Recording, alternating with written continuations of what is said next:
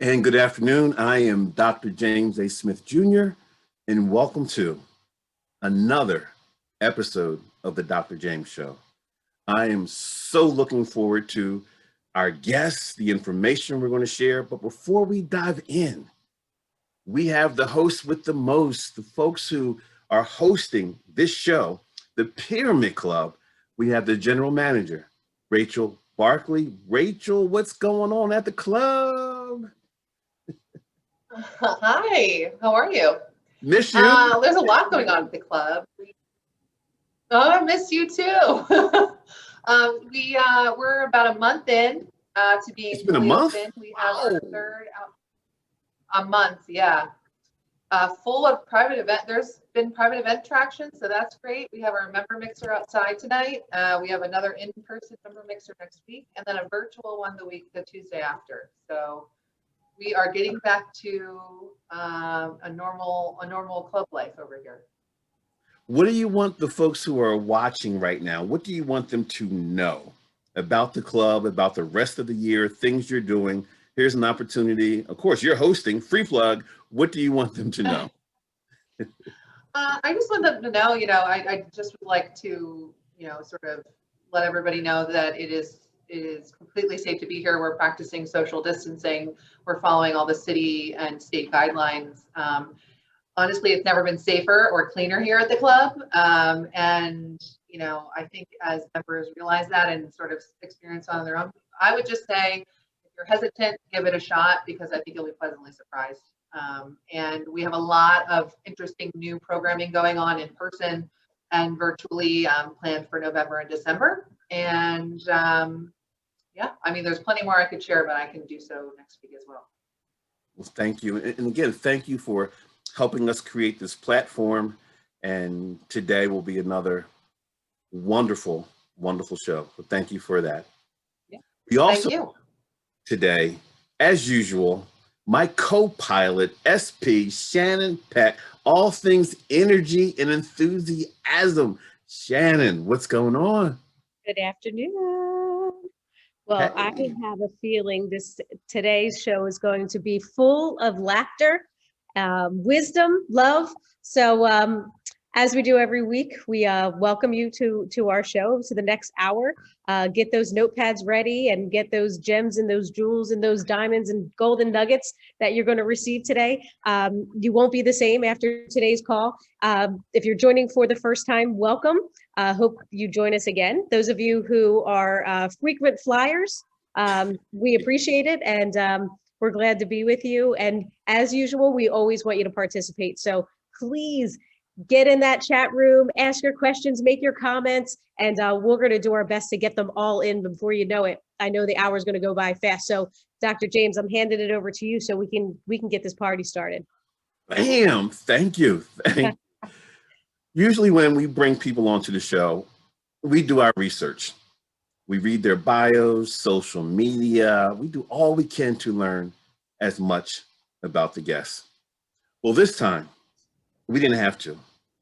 I've known our guests for over 30 years. We both started with the Prudential corporate training, and we both now own our own companies, and she's amazing. She is a trainer, she's an educator, she's a coach, soon to be author.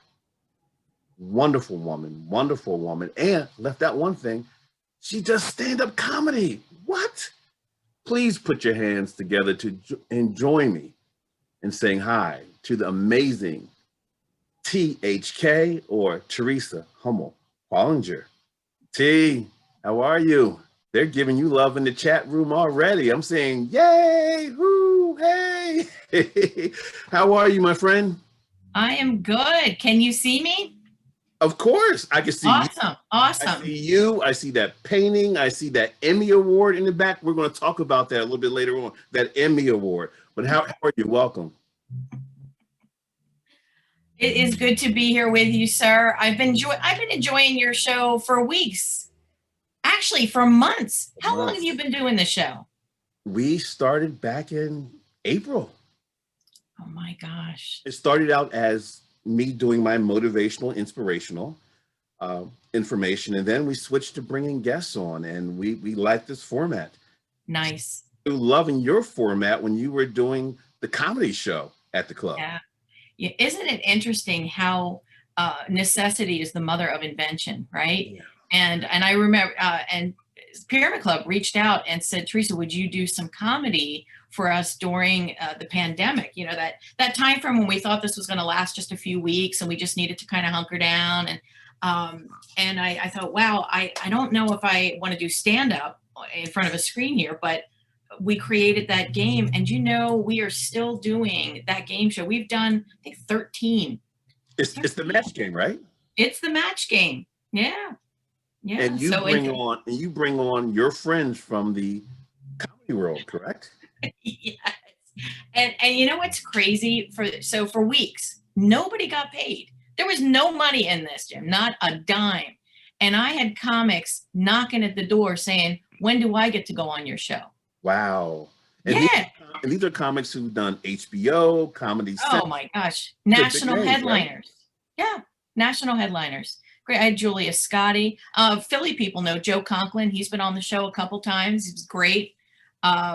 Dina Blizzard, Vince Valentine. So many really, really awesome comics have joined us on that show. And it's just for the love of comedy, for the love of camaraderie, and to have a few laughs. Yeah, and we all have pivoted. Folks in our industries, training, educating, consulting, coaching, we've all pivoted. But I want to take you back because I know you very well, but some of our viewers don't. So can you give us a little chronological order? Born and raised, and how did you get here right now where you are an educator, a coach, consultant, stand-up comedian? Can you give us some background? Wow, that's a lot of time to cover. Let's see. I actually live in the same town where I grew up. So I live in North Wales. My office is in North Wales. And if you guys happen to travel through North Wales, I am right in the center of town. You are welcome to stop in. And Jim knows I have lots of wine here. So if anybody wants to stop by for some wine, I'm happy to share that with you. So North Wales, all Catholic school, St. Rosalima, Lansdale Catholic, Chestnut Hill College, Villanova. So I have lots of guilt. That's okay, though. I'm still making my way through this life. My intention was, I was a biology and chemistry major. My intention was to work for Merck. That did not happen. And I needed a job, and Prudential hired me. So that's how I got my start really in corporate training, because Prudential paid for my education in all the things that we do. Not only did they pay for my education, the experience that I got there was top notch. I mean, just amazing. So then Prudential, 18 years, left there, started my own company, was very happy, but then met and fell in love with a pharmaceutical company, went inside for another 6 years, still love them. Almac out in Souderton, they're a Northern Irish company. Got to go to Ireland. But then after about 6.5 years, hopped out on my own again. But all that time, 2002, I started comedy. 2002, I took the comedy class at Montgomery County Community College. I was going to say, what created that? How did you get that bug for comedy? What happened? There has to be a story, I'm sure. There is. So first of all, I never thought I would be a stand-up comic, because that to me was completely far-fetched. Like, that would not be who I am. But you know how your community college will send little brochures with all their different classes that they offer? So I got mine, and I'm looking through and I'm like, oh my gosh, stand-up comedy, 8 weeks for $89. I'm going to do that. It's a bargain. At the very least, I'll make a friend, right? That's always a key. And at most, I'll leave with some comedic technique that I can use in the classroom or when I speak. So that was my intention. Little did I know, at the end of those 8 weeks, there's a graduation show, and you have to get up in front of, and we had like probably 250 people, and do 5 to 7 minutes of stand-up. Yeah. That was your first time of doing. That was my first time. Okay. And I got laughs. And anybody who's a comic knows that is, that's an adrenaline rush. That's a chemical rush that is really incomparable to anything else. Like, you want that again. So I kept going with the comedy, took more classes, and now it's been 17 years, 18 my. years, 2002. Yeah, My. 18 years. And you're good. You're really good at Oh my gosh. Thank you, Jim. Thank you. It's a blessing, not only for being able to provide entertainment, but the circle of friends that I have made through stand-up comedy has enriched my life so much. Just beautiful souls, wonderful people, great sense of humor. The other night, so we're watching the presidential debate, and we've got Facebook open, and I have over 150 comedy friends who are all sharing their crazy perspective that made that whole situation so much more bearable. Yes. My good buddy Tim Grill was on fire that night. And yeah, so they're just a blessing. So Well, I don't know. Does that answer your question of what I've been doing? Yes, yes, it does. You mentioned enriching lives. I know as a coach, trainer, educator, you have enriched lives seemingly forever. What's your secret? What is everything cloaked in? What's your mojo, magic? What is it to you? What is it? I actually have a mantra, and it's almost like a filter through which I process all my decisions. And there's really two questions that I ask. The first question is this coming from a place of love? Is this coming from a place of love? And I know you're thinking, well, that's not really very corporate or business-ish, is it? It's very kind of woo-woo. But in every situation, I try to tap into kind of a deep goodness. It's almost well, it is. It's a spiritual thing. It's the God within. Tap into the God within to say, you know, how can I be love in this moment? Now, I will share, Jim, I fell off the wagon. How many times? I did. I was driving to Atlantic City last week, and Aldi with New York plates cut me off on the Atlantic City Expressway. I'm going to be honest with you. I did not come from a place of love in that moment. I did not. There was no love in that moment. The moment that the love was gone. But but for the most part, I try to use that as a filter. The other question I ask myself is, how does this add value? How does this add value? Is this adding value? Is this and this is the enrichment. Is this enriching others? Is this enriching myself? Where's the value in this? So love and value. Am I coming from a place of love? And am I bringing value? Yeah. How challenging is that for you in organizations? Because I know some of the participants, the learners, they aren't coming from love. No. Coming from pain, from hurt, from frustration, from envy, from anger. How are you able to stay in that place of love and value when it's not being reciprocated? Because they can feel where you're coming from. See, there is, I'm going to get really woo-woo. That was not my intention today, but you're taking this path, dude. So we're going to get woo-woo. So we are energy. There's an energy to us. And I'm going to share a Dr. Jim story because I use this philosophy all the time. So we're energy. There's an energy to us. And if you come from a place of love, you are a high energy, high vibration person. You attract other high energy, high vibration people to you. That's probably why we're friends, Jim. That's probably how we connected. Now, there's two kinds of people in your life, right? Two kinds of people. You've got Titans and Titanics. This is from average to awesome. Titans and Titanics. The Titans lift you up. You share an idea with a Titan, they're finding ways to help you make that idea happen. They're telling you about all the good stuff that's going on in their life. And even in this crazy pandemic situation, they're saying, you know what? There's opportunities. Here's stuff we can do, because Titans see opportunity. Yeah. They see possibility. Then we have Titanics, right? Titanics, they drag you down. If you share an idea with the Titanic, what do? They tell you, why would you even try? It's a pandemic. Why would you go down that path? They're telling you about how sick they are, how awful life is. The world is going to hell in a handbasket. And just when you thought it couldn't get worse, it's getting worse.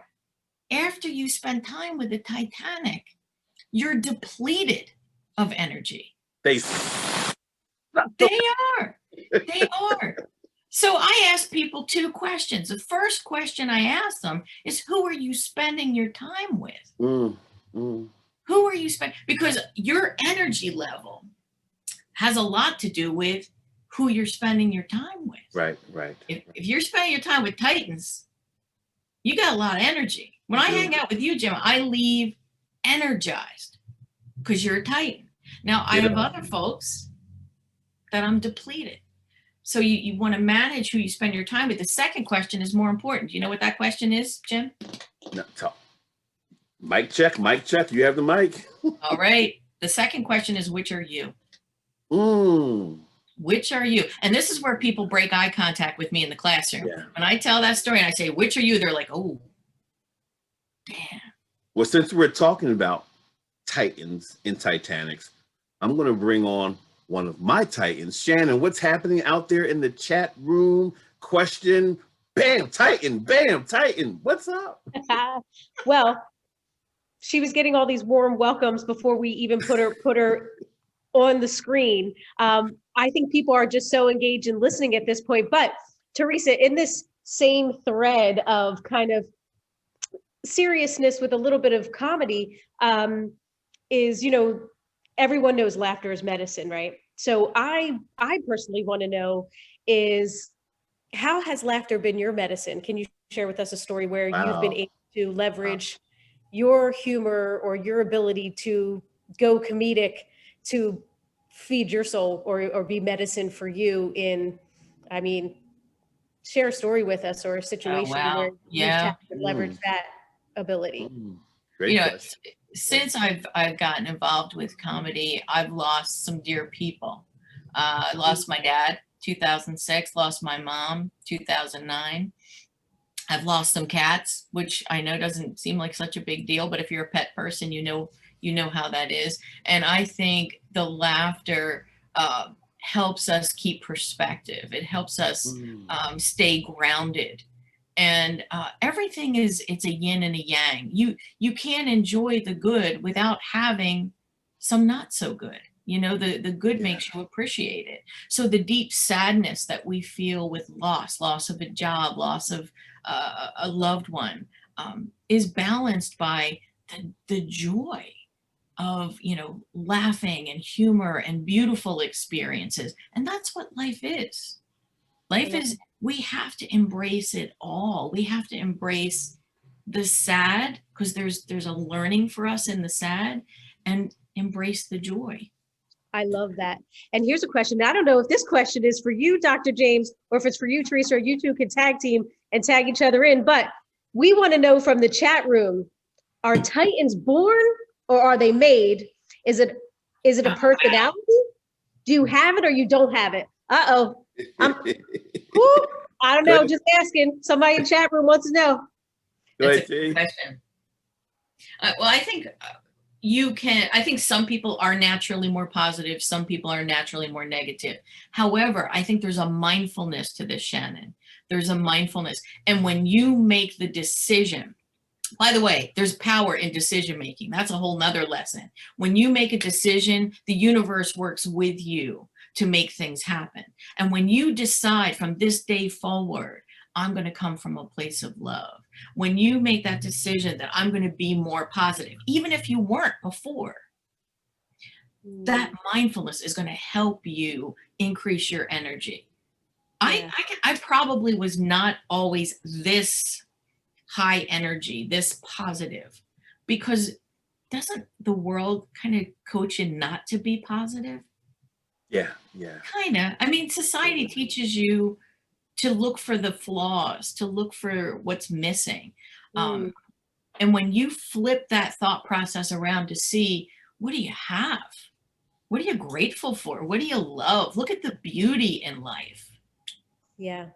I think it can grow. Yeah, I agree. And Shannon, thanks. Great question. Great from the chat room. I think it's a combination of both. I believe that Many of us are born Titans, and then along our journey, we can evolve into one or lose our Titan status, depending on how we handle life's opportunities. And I think I saw something in the chat room that said, what are you if you're between the Titan and the Titanic? Thank you, Bonnie. Thank you, Bonnie. Let's just say you're a work in progress. How about that? Theresa, you and I talk a lot about work, our clients, leadership, communication, building trust. And you've always said you aren't one of those big time marketers, social media magnets, come get me, come get me.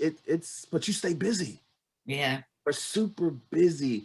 Yeah, I'm blessed. How do you attract all that energy, all that work? People saying, we want you.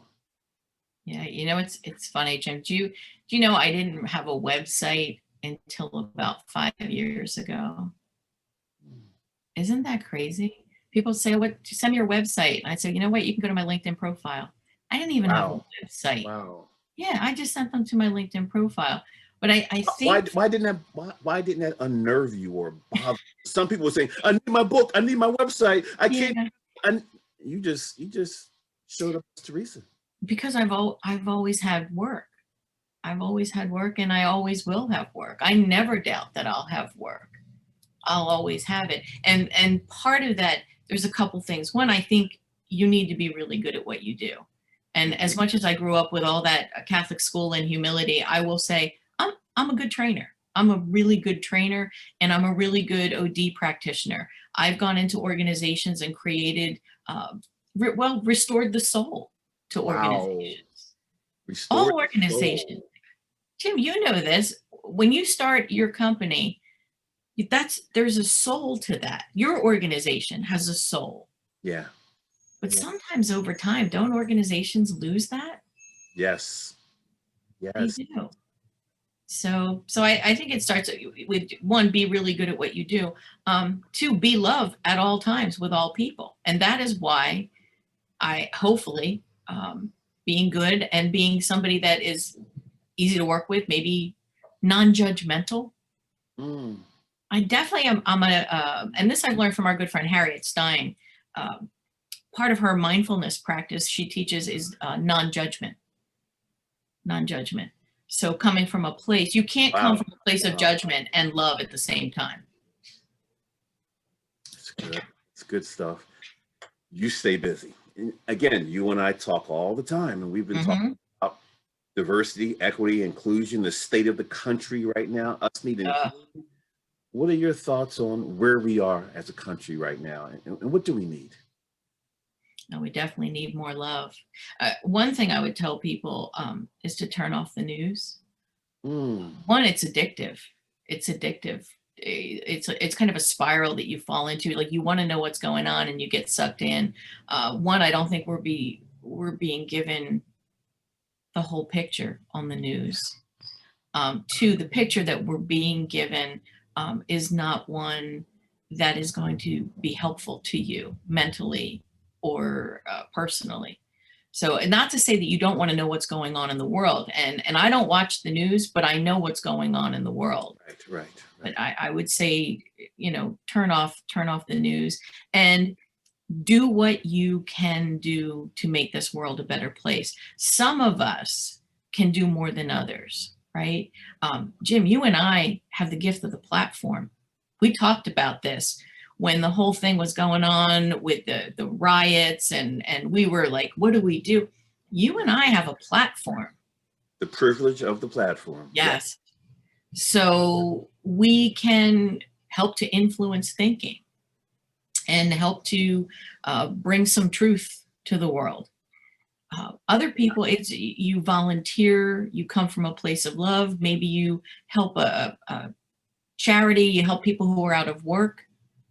But every one of us should be thinking at this time, how can I make this situation better? Now, if you can run for office, please run for office. I would love to see some good people running for office. I would vote for them. But I think that's the mindset to have, is how can I help? How can I make this better? Sure, sure. You're talking about running for office. I want to run to your office right now and just touch that Emmy. What's that Emmy about? How did you Oh get my gosh, isn't that crazy? So here's another who to thunk, right? I never thought I'd do comedy. I did. I never thought I'd have an Emmy because I typically didn't work in television. But my good friend, Grover Silcox, comedy friend, we've done a lot of comedy together over the years. He works for WLVT up in Bethlehem, PBS. And he proposed an idea for a talk show in a diner, Daddy Pop's Diner, which is actually the diner he frequents. That is kind of his hangout, is Daddy Pop's. So the folks at PBS 39 said, yes, we like that idea. We're going to go with it, to which we were both very excited because that's an amazing opportunity. And he asked me to book the guests for his show. And I have no TV experience whatsoever, but I do know a lot of people. So I said yes. And we are now in season 4. Last August, we were nominated for an Emmy, and in September we won. So I got an Emmy. Nice. This August we were nominated again. Of course, now I'm competitive, right? Right? I like made space for a second one and all. But we did, I know. I told her, you're getting a sister, girl. But you made space for a second one. I did. I moved her over. I dusted. But we did not win, but we were nominated for a second Emmy this year. So that's where the Emmy came from. And the show is great. Counterculture, PBS 39, WLBT. Jim, you were a guest on our show. I was on there the day before my my doctorate graduation. The day before I was on there, and it was a ball. It was a ball. It's a great show. Great interviewer, but he's a good soul. And seemingly, you surround yourself with people who have good souls. Right. Because it feels good. Why wouldn't you want to do that? I collect them. I collect them. I'm like, oh, look at you. And this is a Harriet thing. Harriet and I refer to them as purple chips. They're like, they're a little bit different than the everyday person. And when you meet them, they get it. They get the whole energy thing. They get the vibration thing. They get the love thing. And when you meet each other, you're almost giddy.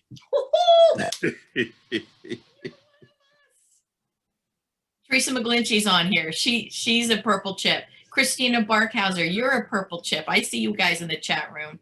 Look at you bringing your posse to the show. Positive people. They're I want to see you guys next week and the week after that. Okay. You surround yourself with good people. Well, you do too. Well, speaking of good people, Shannon, what's happening in that chat room? What's going on? There is so much love. I can actually feel it. I'm just so, first of all, Theresa, I think you've misspelled your last name, and I think it's supposed to be Humble. I don't know what this H-E-L business is, but people are voting for you for president for 2024. They're talking about you loving people, and you attract love and planting good seed and harvest and coming back into their lives. But I do have a question for you. As a professional stand-up comedian and trainer in all that you do you find it challenging right now to balance comedy and sensitivity in this current climate, and how to marry the two? Because I imagine comedy has changed a little bit because in America there's so much going on. So how do you do that? I have to be honest. I avoid anything that's going to cause any kind of chaos. So you will not see me bring up anything political, but I appreciate my comedy friends that can do it and not have the audience turn on them. That's a gift. I'll tell you, Joe Conklin, he does this. So Joe Conklin does really good impersonations. He's wonderful. But he does everybody. He does a great Trump. He did Trump the other night when we had our show. Does a great Trump. But whether you're a Trump lover or a Trump hater, you have to laugh at what he's doing because he's so good. But he also does Bernie Sanders. Oh, his Bernie Sanders is on the mark. Oh my God. His Elizabeth Warren, I weep It's so good. His It's so Charles good. Barkley and his Allen Iverson. Oh my gosh. So awesome. But I think for me, I avoid that because I want to stay in that love zone. I want to stay in that, it fits my persona. But I love that. I have such admiration for the comics that can pull it off, that can bring up issues that are sticky and not have it get ugly. And I'm telling you, Joe is one of them. He's wonderful. Yeah. Well, somebody wants to know, what is the name of your show again? And then I have one other quick question for you before I disappear. All right. So, well, there's Counterculture is the show that I book. And then the comedy show is called The Mismatch Game. And let me put this out there because maybe Friday nights. So we were doing every Friday. Now we're looking at doing one a month. What we're doing now is we're partnering with charities because now we figure let's monetize this thing. We put it out there. We got comics involved. So we partner with the charity. We just partnered with Women's Center of Montgomery County. They got 152 people to buy tickets. That's crazy. 152 people. And what we do is we split the proceeds. Half goes to the comics, half goes to the charity. Now what happens is some of the comics give their share to the charity. But that's what we're doing now with Mismatch Game. I love it. Quick question. How do you nurture yourself? What are some of your self-care tips? Great question, Shannon. Inquiring minds want to know. Wow. Do you know what? This sounds really bizarre, but I'm a big fan of sleep and getting enough rest. Maybe it's my age, but I do really try to make sure that I sleep, that I get enough rest, and that I carve out time for fun. Now, frankly, my work is fun. Jim, this work is fun. The fact that we get paid for this is almost criminal. It really is. Come on. But you know, I love penny slots. I love going down to Borgata playing. Yeah, I do. I love penny slots. That's probably my biggest, I don't know if it's a bad habit, but it's, yeah, that is something I do. And I love seeing beauty, traveling. We just went to Grounds for Sculpture last week with some Prudential girls. Oh my God, we've known each other so long. We went to Grounds for Sculpture and just spent the day outside looking at the beauty. But yeah, self-care, huge.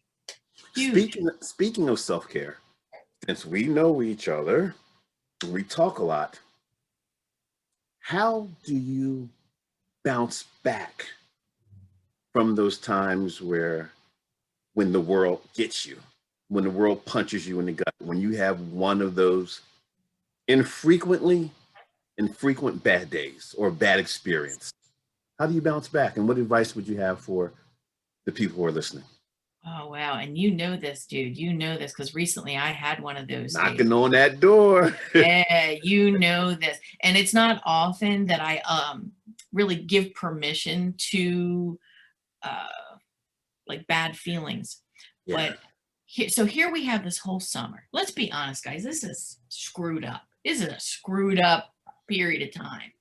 So you've got all this stuff and you're wearing masks and you're not allowed to go here and all that. Okay. Meanwhile, I still got to do the do. I've still got to work. And this was was it a few weeks ago? I got a note from a CEO. I just started a new project. Love the CEO. I know he loves me, but he sent me a note with some, hey, you know, we were just looking for something more and different in that last thing you did. So kind of like a little criticism. So I'm like, all right, put that in the basket. I'll carry that along. But the next day, I got a note from a participant who had kind of a weird criticism. It was a weird, yeah. And I won't, it'll take too long to get into it. Yeah. I had a complete meltdown. So here you go. I'm just going to be authentic with you guys. I sat right here at this desk and sobbed and like a snotty, awful. The ugly cry. It was an ugly cry. And maybe you shouldn't teach anymore. Maybe you should stop. And then I was like, what the hell's wrong with you? Oh my God. So one, allow yourself that moment of anguish, of crying, of this sucks, because it does. And then phone a friend. And that's exactly what I did. I allowed myself that moment of not good. And Jim, you were one of the friends that I reached out to. Of course, you did not pick up the phone. And I was Thank like, you. "What the heck?" You could have left that out the story. Oh my God. Yeah. You were obviously busy with your life, but we did eventually get to talk about it. Yeah. But I think that is important, that you have trusted friends that you can go to and just be real with, and who will allow you.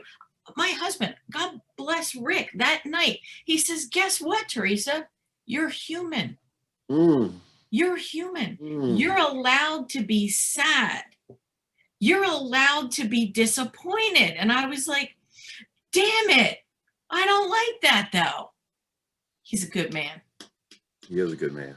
But I think it's a good message, Jim. And I'm glad you asked the question, because even those of us who try so hard to be positive at all times, this is a weird situation we're in. It is. It is. My acronym for what you just said is MSBB, which is mad, sad, better, busy. Get mad, get sad, get better, get busy. Get mad, Yes. sad, get better, get busy. We caught up in the mad, sad. And Yeah. we in that mad, sad place. We don't get better and we don't get busy. I think that ties in exactly to what you just said. Let's turn it around.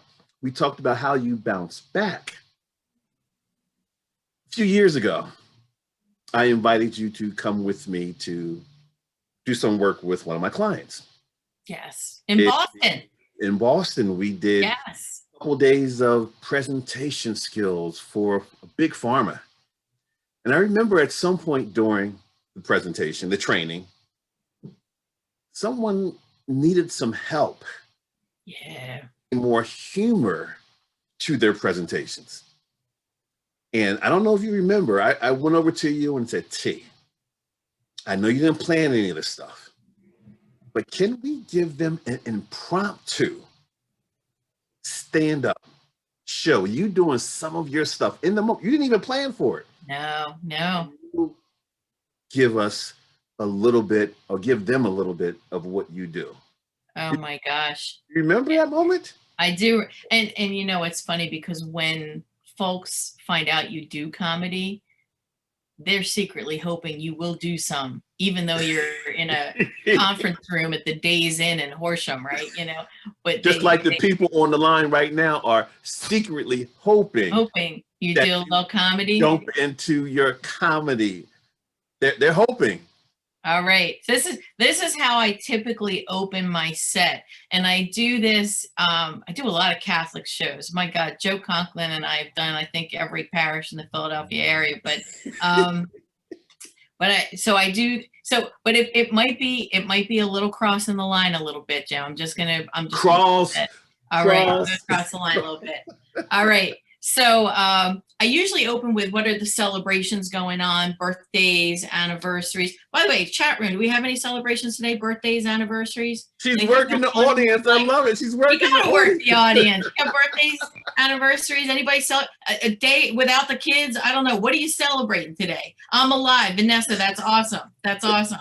Well, I'll tell you, my husband and I, we just celebrated our 21st wedding anniversary. And I don't know how well you can see this. I got a lovely gift. Thank you so much. Lovely gift. Ladies, this is a cubic zirconia, which, as we all know, is a fake diamond. So I gave him fake sex.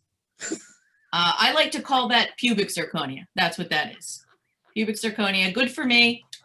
I don't know. If you've been married a while, my husband, we've been married for 21 years. He read an advice article. It said, if you really want to spice up your love life, you should pamper your partner. So he made me wear disposable diapers, and I have to say it did kick it up a notch. Who knew? I would not have expected that. So there you go, my friends. The stylings, the amazing stylings of the amazing THK. Crazy. Our leaders today in organizations are missing not only humor, they're missing empathy, they're missing connectivity, enthusiasm. What are you seeing with your clients, today's leaders, and what advice would you have for the leader of the future or the Yeah, and I see leaders at all levels, from our senior leaders to a manager, a leader of a team. I think people who were good managers in the office can be good managers when people are remote. People who were not so good in the office are terrible when we're remote. That's one thing that I'm seeing. So if you were kind of, so-so in the office, they're really struggling. The managers and the leaders that are doing well are recognizing the human factor in all of this. When they open up a conversation, they don't dive right into the spreadsheet, right? They'll say, Jim, how are you? How are you doing? How's your family doing? They might even remember something from the last time you talked. Last time we talked, this was going on. How did that go for you? These managers, they know the names of your pets. Like they honestly, because a lot of us are working from home. Yeah. Your cat's going to hop up. So my one friend, he's got a bunny. I'm like, hey, how's your bunny? How's your bunny? But the good leaders now are really acknowledging that life is a combination of being human and completing your tasks. And they're spending time on the being human. So what I'm hearing is a combination of working on results, keeping your eye on the results. Yes. But opening up an additional eye. Yeah. To people. Where I guess we can call it heart and soul leadership. Yes. Getting to what's inside, what makes you tick. And I want to continue to help you do that. That means spending time with you, even virtually, getting to know you. Right. What gets in the way, Theresa? What's in the way, though? I think what gets in the way. Sometimes I think there are some managers and leaders that just don't even know how to have a conversation. Wow. Which it seems absurd. Part of my management toolkit is this thing called coaching discussion form. And you're like, why would you need a form? You do. Because some people are like, I don't know what to talk about with these people. So at the top of the form, it says, since the last time we talked, what's happened in your life? What are the good things? What are the successes, personal and professional? Now, I have some of my managers say, oh, T, that is not me. I am not opening with that question. That is just too weird. Sure. To which I say, you make this form your own. But I like people to open on a warm note, on a human note. Let's talk about what's going on that's good. Then you get into, here's your goals that you set for the year. How's that going? Go through the goals, what's working, what's not. Do we need to change them? Development plan. Are you taking care of yourself? You said you were going to go back to school. You said you were going to get a mentor. Did you do that? And then the last thing we talk about is, do you have feedback from me? Are there things as a manager I could be doing differently or better? And leaders don't ask that. They don't ask that. Oh, do you know what? Most managers don't want to know. They don't want to know. Could I be doing something better? Don't tell me. Don't tell me. Wow. Yeah. Good. That's good. Speaking of want to know, I want to know what's on Shannon's mind right now. I know she's percolating in that chat room. What's on Shannon's mind? Well, first of all, my jaws are hurting just from laughing already. And people virtually in the chat room are cracking up from your little snippet. But one of the questions out there is, when is your next actual stand-up? When are you doing that? We've posted about the mismatch game, but when can we see you?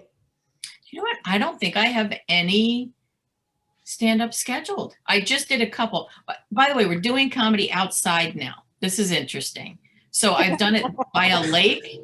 I've done it in a parking lot in Berwyn in a tent. Yeah, so that's what this has come to. But I don't think I have any in-person comedy shows scheduled. And I'm going to ask them to hit you up on social media. That way, when you yes. do scheduled, they can see that and definitely join you. You're going to pee your pants. I've seen her in action. Fun. Jan? And people are just, you know what, people are just giving like lots of love, shout out, and just saying, hey, don't miss her. You know, congratulations on your anniversary. If you haven't seen her, you're missing out. You know, just a bunch of love, applauding you. They're doing hashtags, you know, woohoo, hashtag comedy. And we're just posting out there for folks to be able to view your mismatch show. I just think in this short amount of time, I can understand why Dr. James has fallen in love with you and wanting to be around you. And you truly have figured out the recipe, in my opinion, of a perfect strike of balance, because you can feel your genuineness, and it's hard to do through a screen. You know, as trainers, you know, in person, it's easier. It's never easy, but it's easier to captivate the audience. But you're captivating through a screen, and your balance between really being genuine and feeling that love and your comedy is just, I mean, Dr. James, when this COVID thing is over, I might have to invite myself to one of your outings and one of your dinners. Oh, you should. You should. How do you even have a meal without cracking up or spitting your wine out on the poor woman, or, you know, your food across the table? I don't know how you do it. Hey, Shannon, thank you. Those were beautiful, kind words. I so appreciate that. I see in the chat room my good friend Maureen Ori, actually Jim, she's a mutual friend of ours, a wonderful training professional who has also gotten into stand-up comedy. So Maureen, I'm so proud of you for taking the leap. It's a beautiful thing, and I know your life is infinitely better for it. I know mine is. Comedy is the best. Thanks, Shannon. I got a question for you, Theresa. I know you do a lot of consulting and coaching. Talk to us about that thing called crucial conversations. Oh, wow. Because, you know, people hold back. They don't share the feedback, or when they share it in a disparagingly way. The recipient doesn't get it. But I know you've kind of mastered. So what's the whole secret behind the backstory, the behind the curtains? And can you walk us through how we conduct that crucial conversation? Yeah, Jim, this to me is such an important life skill. And I really wish they would teach this in high school, because this is not just a corporate thing. This is a life thing. How to have that difficult conversation where there's something at stake. So a crucial conversation is one that I have to do the cheer, high stakes, opposing opinions, and strong emotions. See, don't I look like one of the airline attendants? High stakes, opposing opinions, strong emotions. So most of us, that's right. And put your mask on first so that you can help others. But most of us have a difficult time. And to be honest, even though I thank you for saying I've mastered it, this is a work in progress. We're always working on this. But I think for crucial conversations, couple key things. One, be really clear on the outcome you want. Be outcome focused. Say to yourself, if this conversation goes well and I get a good outcome, what is the good outcome?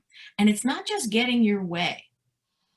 It's getting an outcome that holistically is good for the relationship, for the organization, for you and the other person. That it's a win-win. If you can get to that, that is a great place to be. Here's the key. Yeah. And this is like the little hidden secret. Mm-hmm. So I'm going to ask you two questions. If your best friend, somebody that you love dearly, has feedback for you on something that you're doing that is getting in the way of your success, by show of hands, how many of you want that feedback? You're such a trainer. You are such a trainer. Show of hands. You guys can raise hands in the chat room. I know there's like a little raise hand button.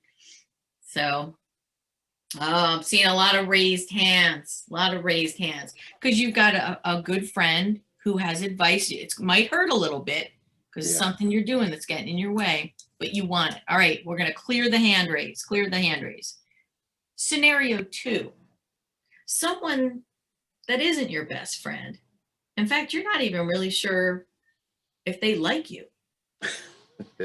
They have the same feedback for you, same feedback. By show of hands, how many of you still want the feedback?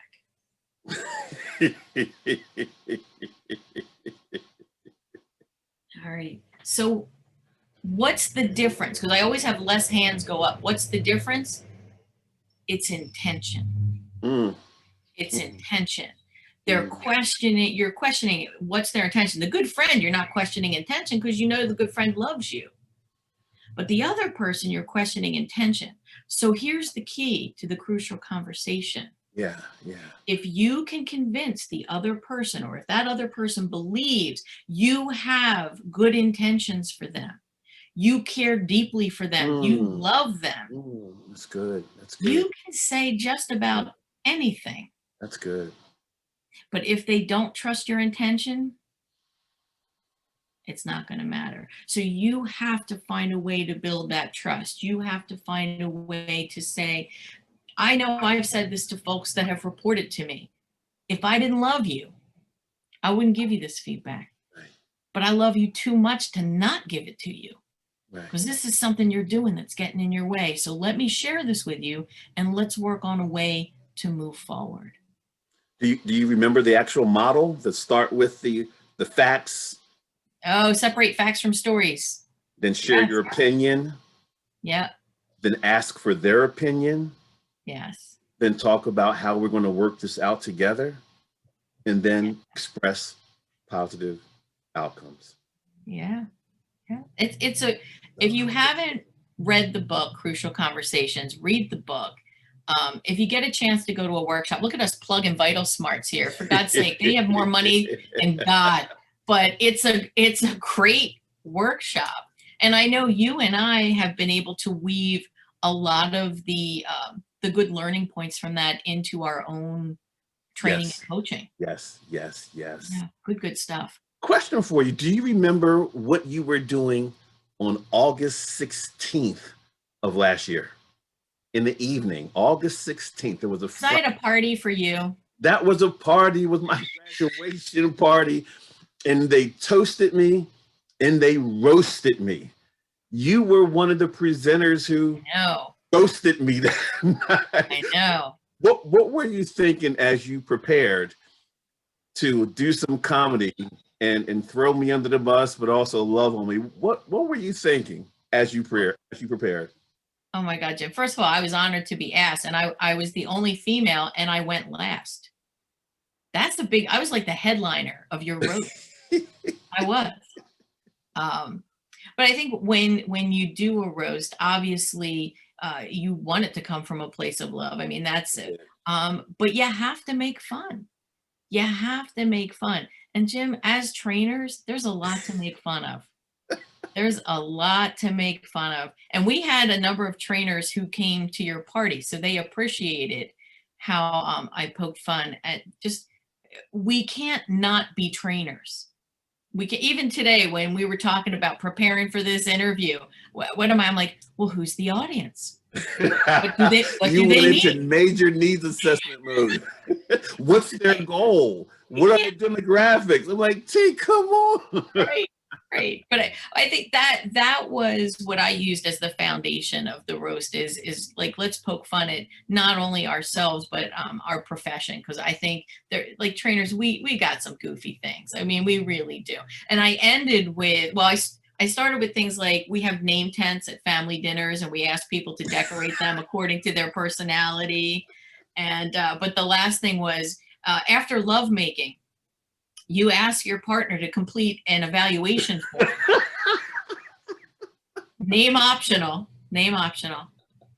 just to see how you've done. And we're going for a level 3 or level 2 evaluation there, I think. We're not doing level 4 return on investment. Although when you get married, that's a big deal.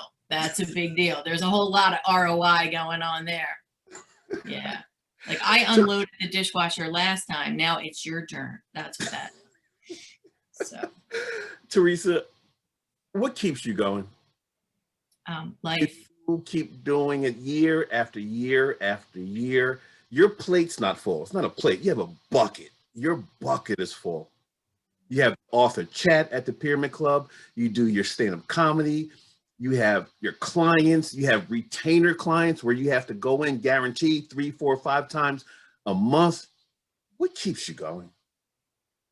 Life is, I think I call it squeeze the juice out of life. That'll probably be one of my books if I ever get my book written.